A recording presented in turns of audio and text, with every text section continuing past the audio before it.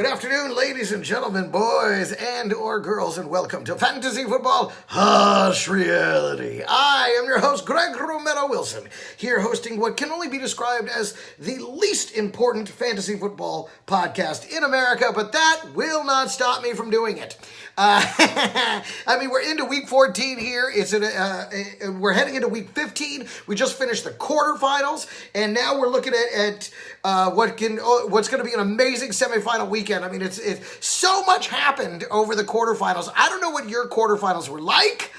Ray Anderson, did you win? Were you in the quarterfinals? Are you in the playoffs? In one league, I was in first place, so I got the bye week, and in the other league, I had to play the quarterfinal game, and I won it in it was not looking great for me on paper. I was really afraid of the matchup, but I'll tell you what happened. Here's some interesting that happens in my quarterfinal week, and if anything happened interesting in your quarterfinal week, please feel free to join in right now on the podcast and tell us what happened in your fantasy football week 14 quarterfinals. Now, if you're in one of those leagues that actually starts your quarterfinals this week and has your finals in week 17, quit that fucking league. That shit's bullshit. Everybody gets fucked in week 17 when they sit players that have already clinched. And then if you're in one of those leagues that has the 2-week playoffs, where you play over you have to beat somebody 2 times in a row to move on, quit that fucking league. That's also bullshit. If it doesn't happen in the real NFL, why the fuck would you do it in fantasy? I made the mistake last year. It was the first time commissioning a league. We used the ESPN app, and I assumed that the default playoff settings were week 14, 15, 16, quarters, semis, finals. But as it turned out, for some fucking reason, the ESPN default setting is the 2-week fucking playoffs, so that you had to play the same guy 2 weeks in a row to advance with a week 17 final game.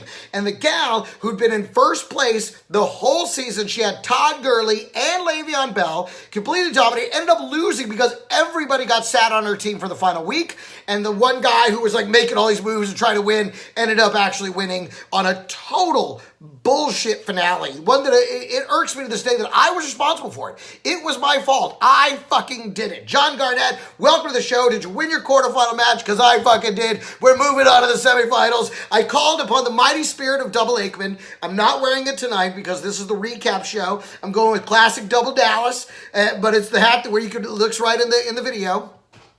And for those of you who are listening to the audio podcast version, just know that I do a Facebook live broadcast for my friends that are on Facebook, and consequently, you'll hear me addressing them and addressing the things that they say. So that's what you're hearing when I talk about John Garnett and everybody else that chimes in. So I was completely responsible for that terrible fucking loss last season that the team that absolutely should have won did not because of something I did stupidly in the settings. John Johnson, welcome to the show. Did you win your quarterfinals match? You heading to semis? Because I am. I had the bye week in one league. And then now, let's talk about my commissioning some more. Because again, I am commissioning a league of comedians. It's a comedians league, top to bottom, all fantastic, 12 great, smart comedians. And as I've mentioned before, some of them are far more dedicated to this than others. Some of them just like being in it, and then others are really focused on it. Now, to that end, you know how they say that the season is won and lost on draft day? I believe that is very much true. Now, there's some moves that get made, and there are people like Philip Lindsay that get picked up. But the fact of the matter is in my comedians league, one of the people that made the quarterfinals is Jody Miller, the Killer Kitties. And she's one of those people that's kind of involved, but kind of not involved, but drafted really, really well with Jared Goff. Let's look at her team. Who else does she have? She has a very good team. So she ends up beating out Jay Davis, who had a killer team, but didn't make the playoffs. And because of a head-to-head loss with the Killer Kitties. And I did set the settings for the tiebreaker to be head-to-head, not just accumulated points. Because if you played each other head-to-head and you lost, I think the team that beat you should move on if you have the same record. And so that's how I set my league up. He lost, but he had Gronkowski, he has Philip Lindsay, he has Christian McCaffrey. But two of those, Gronk and Philip Lindsay, he picked off of the waiver wire because he was sucking at the first half of the season. But the Killer Kitties, she rides this team in here. Let me get to the league. Okay, and this is where we got the first major controversy of the playoffs. What happened was, okay, so she goes into the playoffs. She has Jared Goff. She has Aaron Jones. She has Juju Smith-Schuster. She has George Kittle, who went off for 31 fucking points. So here's what happened. She also had in there last week, she had in there two guys, Graham Gano, who's inactive as her kicker, and she also had in Odell Beckham Jr., who was a late scratch. And so she has two inactive players going into the semifinal match. And people start texting me at about 10:30 in the morning like, hey, you need to fucking let her know that she doesn't have fucking active players in there. I'm like, I don't feel like I should do that. When the games had already started. There was no stopping it at that point anyway. And she had been chiming in on our league text thread, so I thought for sure she had been paying attention. And then come to find out, she didn't even know she'd made the fucking playoffs. And here's where it gets worse. Because she had Juju Smith-Schuster, because she had George Kittle, because she had Dalvin Cook, although he didn't do that much, and Jared Goff gave her negative points. So she essentially had three inactive players, and she still fucking won the game. She beat the guy in third place, who'd been like in first place, he'd been in second place, the top all season long, and his team absolutely shit the bed. Who'd she have? She had the Silly Willies, Dave Williamson, who's been doing great all season, 9-4, third place team. He had Cam Newton, Alvin Kamara. He had to put in Jeff Wilson, Devontae Adams, Devontae Parker, Jared Cook, and Tariq Cohen. And his team just didn't deliver with basically three dead players on her team. And that's where so much of this sometimes is just, it's better to be lucky than good. Because there's no way in a quarterfinal match that a fucking team with two inactive players and a quarterback that gets you negative points should you win the match. And yet that, my friends, is exactly what fucking happened. Now think about it. You may have lost.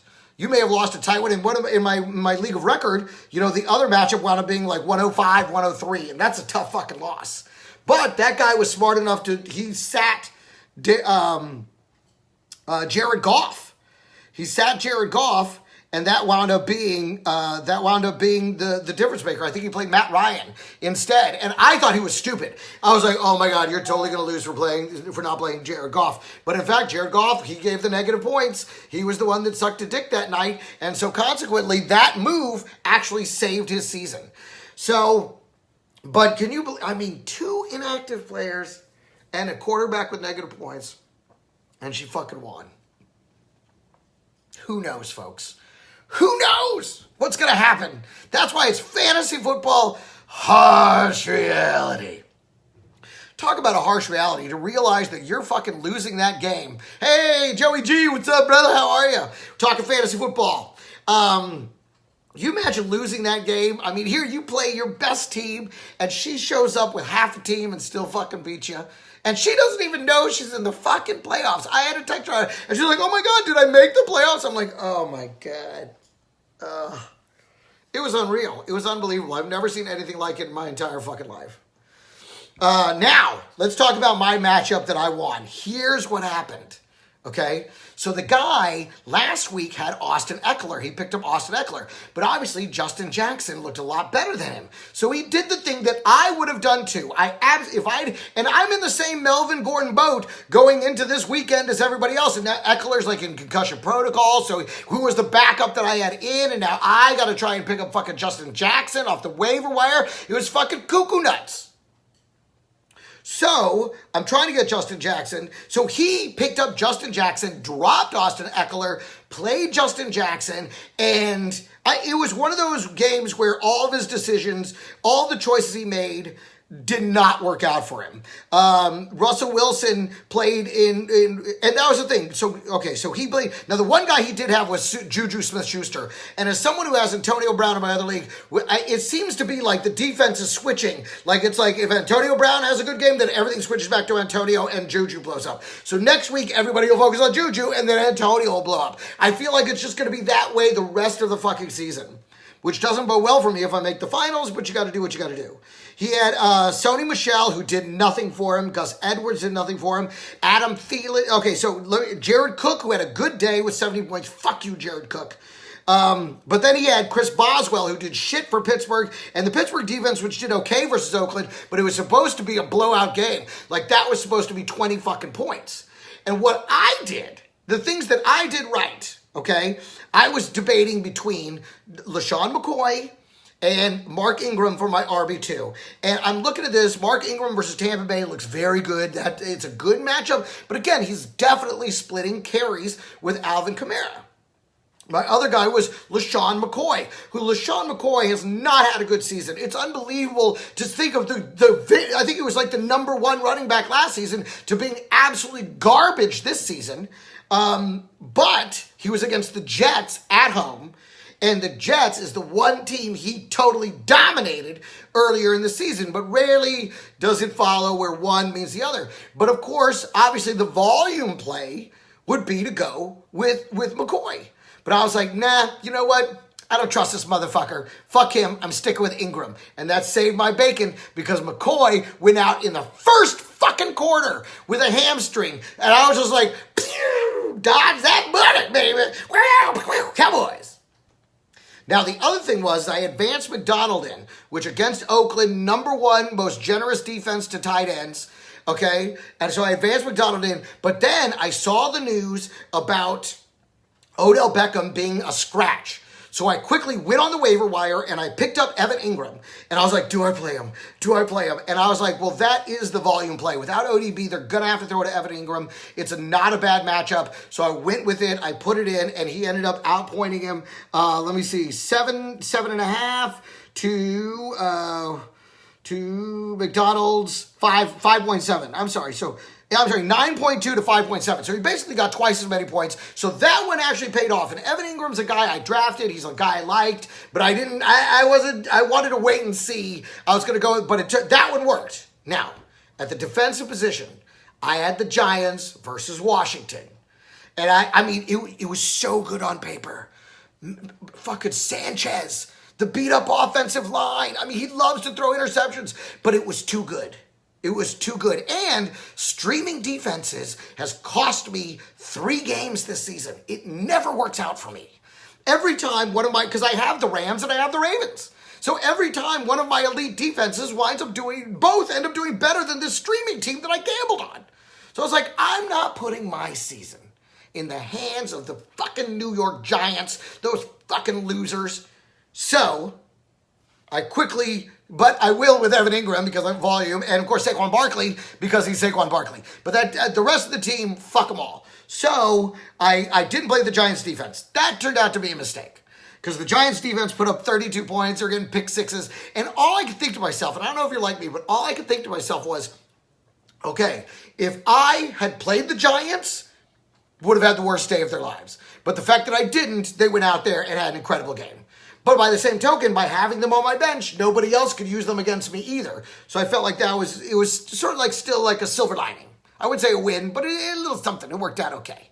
Yeah, Natasha, I'm sorry, you're probably a Giants fan. Hopefully you're a Jets fan. I don't know, they both suck so bad. Woo! So, I managed to pick the right guys. I got him in there. Of course, Saquon Barkley. Can you imagine? They keep taking Saquon Barkley out. He runs up. He could be having a record fantasy football season if they would just leave him in the game. But they keep taking him out. This time they took him out for the entire fourth quarter. What was it, like a week ago or 2 weeks ago where they took him out for the entire second half? They're just like, hey, he's too precious. And they took him out for the second half of the game. They wound up losing that they could have won if they just would have played him. And the guy's so good. He gets you 32 points in the first fucking half before they even take him out. It's crazy. And if they would just play him the whole time, my victories would be assured. And I think this week they're going to have to because they're going to be playing a better defense. But we're not talking about next week just yet. We're talking about this week. So those were the things that I got right. Okay, so I went with Ingram over McDonald. That worked out. Ingram over McCoy. That worked out. Rams defense, but being an elite defense, they still gave me 18 fucking points. They did not disappoint. The Rams defense comes through again. So that's what happened in my leagues. You know, and the killer kitties winning with 2 inactive. It was all crazy. It was so crazy the way it went down. But I tell you what, I was wearing double Aikman all day, just like I did on the podcast last week. And I'm telling you, double Aikman can, I'm not going to say it, because it can lose. Anybody can be beaten any given Sunday. And in fact, this weekend, here's the thing. And now looking forward to this weekend, I'm going to be broadcasting. You'll be seeing the podcast coming up later this week. I'll be doing it with the guy that I'm playing in my comedy league in the semifinals is my feature in Las Vegas this week. Big J Hollingsworth, Big Irish J Hollingsworth. So Irish J and I, so we're going to do the podcast together. And here's the thing. He has a team he's one of those guys that is a huge Patriots fan, even though he's from Portland. I don't fucking know. He lived in Boston for 6 months. All of a sudden he's Boston down. Plus he's Irish. They're fucking Irish up there. So he's all in on the Patriots. His team is the Patriots. Okay, so, his team goes, the Patriots go, and I think they've got a pretty good matchup next week. We'll have to look at it. But again, that's coming up on Thursday. We're going to be going in on it on Thursday and talking about all that shit on Thursday and the semifinals and all those things. To be honest, my team is limping in. If I don't have Malcolm Ingram and Tyreek Hill on Thursday night, that's 2 of my stars are playing on Thursday night. Now, and they're both banged up. Now, to that end, I honestly believe that one of them will have a balls-out day because that's the way it works on Thursday night. Somebody goes off. And so that's what I'm looking forward to. So we will be discussing that on Thursday. But it was a hell of a weekend, depending on who you guys played. There was a lot of disappointments across the board. And, that was the thing. Going into Monday night last night, at the end of my game, I was up by 44 points. I had a 44-point lead. I had Stephon Diggs left to play, and he had Russell Wilson and Adam Thielen to play. And the reality is, in my mind, I'm Russell Wilson could easily get 30 points in this game. So that leaves a 14-point advantage. And Adam Thielen could easily outpoint Stephon Diggs by 14 points. I was... Danger, exactly. John Garnett, dangerous. Exactly. That guy, he could have thrown 5 touchdowns. Monday night in Seattle at home, I was absolutely sweating bullets. And then they came out, and those teams played the most historically boring defensive game in the history of the NFL, and I could not have been happier. I was just holding my breath the whole time. Double Aikman. I'm totally wearing it the rest of the way, all the way through me getting the henna tattoo of Troy Aikman on my back of a big number 8 or something. Just if they get to I'll be wearing double Aikman from here on out. I'm calling the power of Aikman to power me through. We will listen. I hope you guys pick up your waiver wire targets. There's a couple of guys that I'm looking to pick up, and particularly a defense that I'm targeting. But I don't want to talk about it out loud because people, guys that are in my league go through and they look at all this stuff. So, but obviously right now, there's some good guys to be had. Let me see who I'm trying to pick up over here. Actually, I can't talk about it. I don't want to go over it. But get the guys off the waiver wire. Get ready for your semifinals match. It's going to be a big weekend. And now, ladies and gentlemen, boys and girls, I am going to go see 9 Inch Nails at the Palladium right here in Hollywood, California. You guys take care. Merry Christmas. You guys get it there. If you're in Vegas, I'm coming to the LA Comedy Club. I'll be in Vegas at the LA Comedy Club the rest of this week. Then next week I'll be in Miami for a private engagement on Wednesday, and then I'll be back in El Paso the following weekend, seeing my family, do some gigs at the El Paso comic strip, and then I'll be back for a day, and then I'll be heading up to heading up for New Year's Eve. I'll be at the Admiralty Theater in Bremerton, Washington, just outside of Seattle. You guys, let's talk on Thursday. We'll do this again. It's fantasy football. That's reality. You can look it up on SoundCloud and on Apple iTunes.